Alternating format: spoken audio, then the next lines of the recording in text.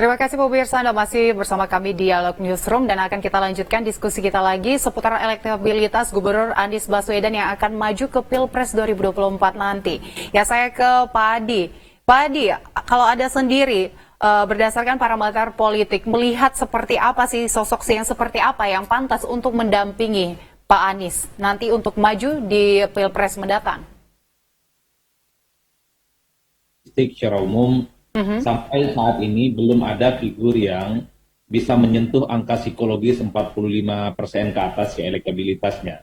Jadi Pak Anies, Pak Prabowo, dan Pak Ganjar ini kan elektabilitasnya kurang lebih masih di kisaran di bawah 30%. Itu artinya apa? Variabel cawapres itu bukan hanya sebatas dan syarat, tapi berposisi sebagai upaya untuk mendongkrak elektabilitas. Maka tidak mengherankan kalau dalam simulasi survei misalnya, Pak Anies itu dipasangkan dengan orang yang elektabilitasnya rendah, itu bukan membuat Pak Anies naik, tapi justru terjun bebas. Begitupun dengan Pak Prabowo ataupun Pak Ganjar, ketika cawapresnya adalah mereka yang popularitas dan elektabilitasnya nggak terlampau kuat, justru menggerus suara.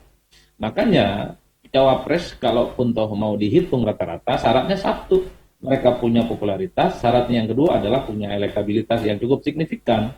Dari data-data survei yang saya punya misalnya, ada sekitar 3-4 figur yang dinilai memberikan dampak elektoral secara politik, posisinya sebagai cawapres. Saat ini itu adalah Ridwan Kamil, kemudian Sandiaga Uno, kemudian ada AHY, yang keempat Hovifah. Empat nama ini yang kemudian bertengger saat ini yang dinilai akan memberikan efek kalau berkoalisi ataupun menjadi pasangan capres yang saat ini masuk tiga besar seperti Pak Anies, Pak Prabowo ataupun Pak Ganjar Pranowo.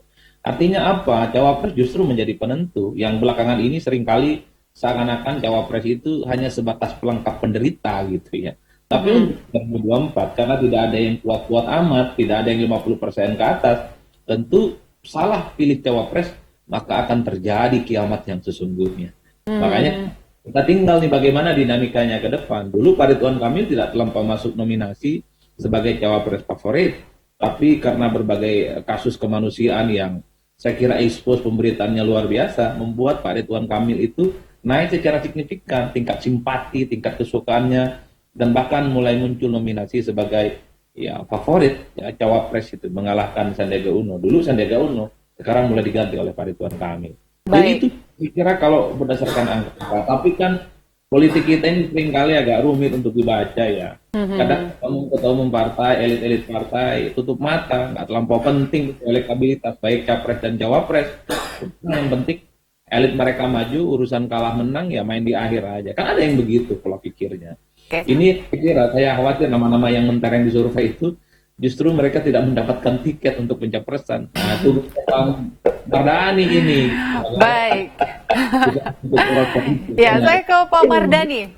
Ya, Pak Mardani dari PKS sendiri melihat ini faktor selain faktor elektabilitas, faktor apa lagi sih yang dilihat dari Gubernur Anies Baswedan sehingga PKS memberikan lampu hijau untuk mendukung Anies? Tentang keputusan siapa capres cawapres nanti Majelis Syuro yang akan memutuskan. Tapi PKS memang dekat bersama Mas Anies.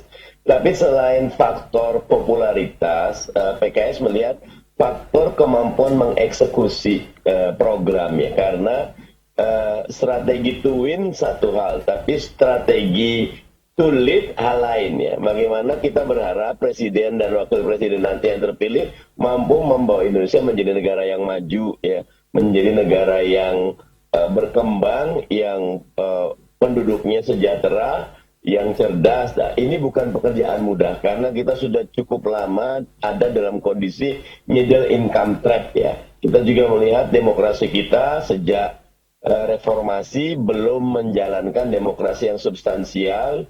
Nah, politik uang masih ada, kemudian politik identitas lain-lain, dan ini memerlukan pemimpin yang betul-betul bukan cuma populer, tapi punya kapasitas dan punya integritas. Karena itu selain popularitas, PKS mencari dua faktor lain, kapasitas dan integritas itu.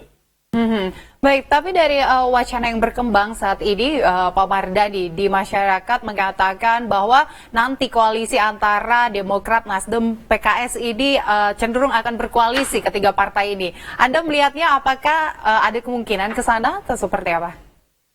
Masih sangat cair dan kami tentu berharap segera mungkin koalisi diumumkan. Seperti yang saya bilang, kalau sudah ada KIB, segera mungkin ada koalisi lain yang diumumkan. Dan mudah-mudahan PKS sedang bekerja keras untuk segera membentuk koalisi. Karena agak aneh kalau belum ada koalisi, kita sudah menyebut capres-cawapres. Tetapi kalau sudah ada koalisi, karena sudah punya tiket, kita baru bisa menyebut capres-cawapres. Paling baik koalisi diumumkan berbarengan dengan capres dan cawapresnya.